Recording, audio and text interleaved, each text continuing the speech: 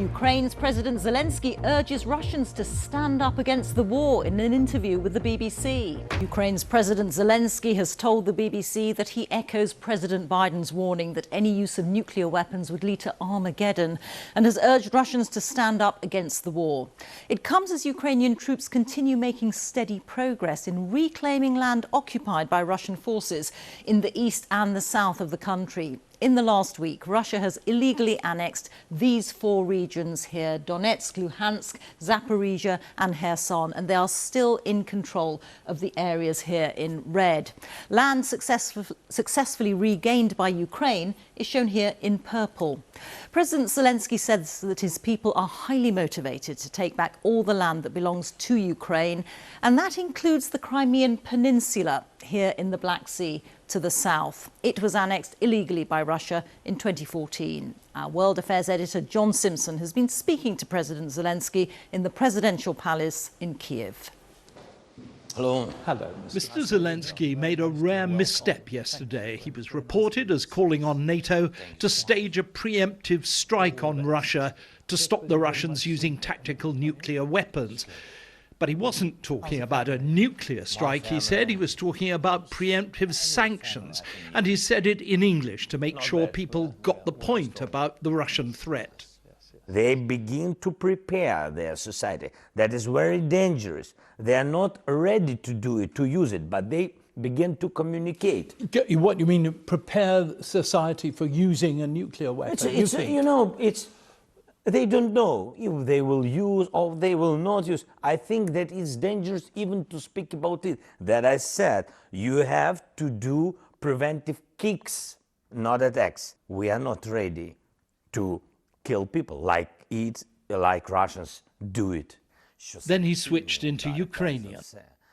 We need to act now. We don't need to think about risks that's going to happen later. I agree it is an Armageddon. It is the risk for the whole planet. But why do we need to think whether it happens or not? Russia has made the step already. It has seized the nuclear power plant. And he went on. The world can.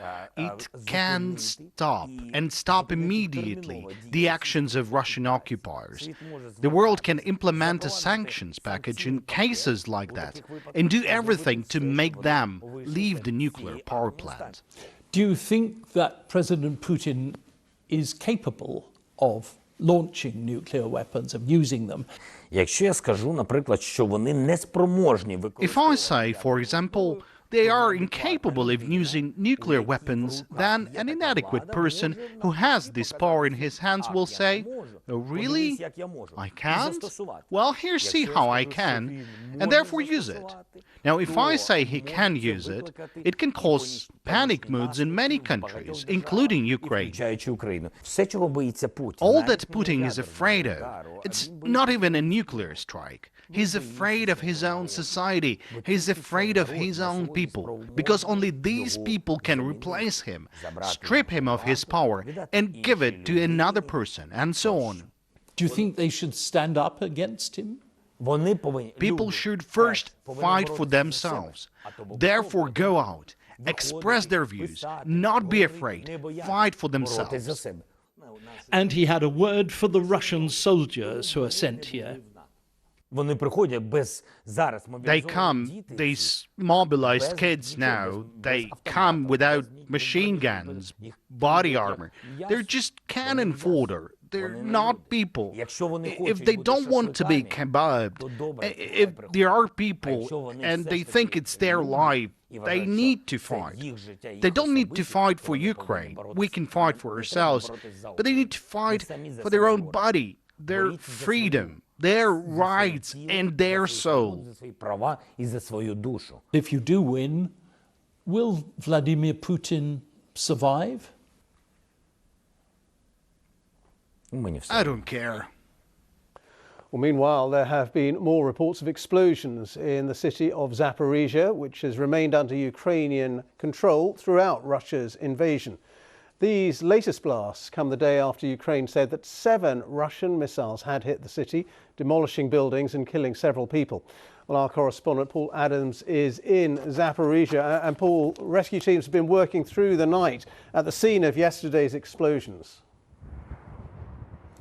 That's right. It's been a pretty painstaking business, and as the hours have gone by, more bodies have been recovered. I think the figure at the moment is 12 in total, most of them from 2 buildings that were brought down, 2 substantial apartment buildings that were demolished in those missile strikes.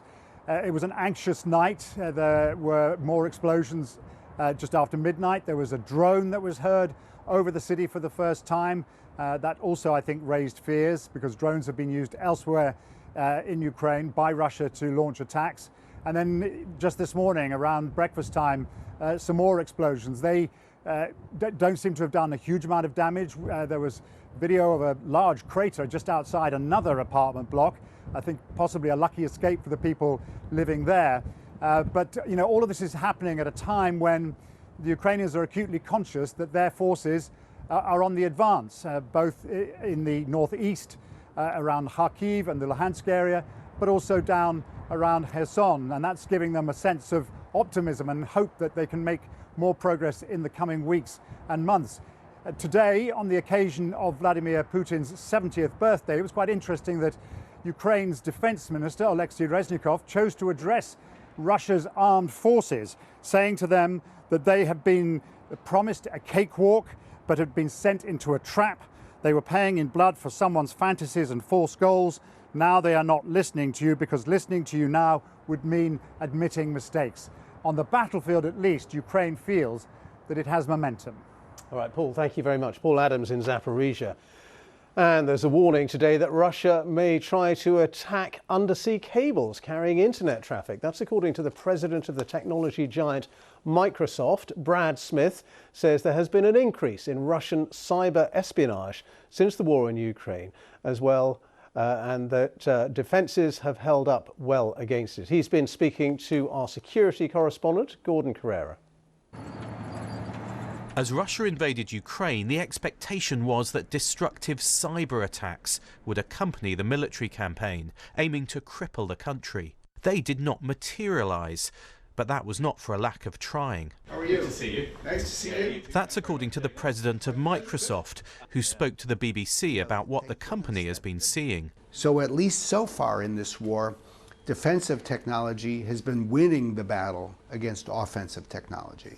Data centers. Microsoft has been involved directly in protecting some Ukrainian systems. You know, that is in effect part of what, frankly, has sustained Ukraine, not just with Microsoft, but with some other tech companies. The Russians were able to launch a cruise missile against the Ukrainian government's data center. But we had already duplicated and copied and moved that data into other data centers across Europe. Microsoft's warning, echoed by Western intelligence officials, is that the risk has not gone away and could even increase.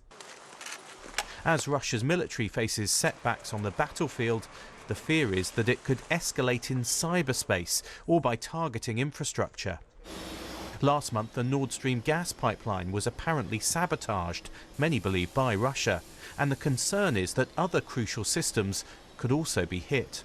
At a time when people see what looks like sabotage on a natural gas pipeline, we have to be even more mindful than ever about potential sabotage of, say, network cables for the internet and the like. The good news is, at a company like Microsoft, we build in such redundancy that if one cable or 2 cables go down, we have a third that can sustain all of the necessary network traffic, and then we can repair the first or second. But it is a time when we have to step back and be very mindful. Where are there risks? How do we address them? Cyber war may not have broken out, or at least not yet. But the message from those watching closely is now is not the time to stop worrying, that it still might. Gordon Carrera, BBC News.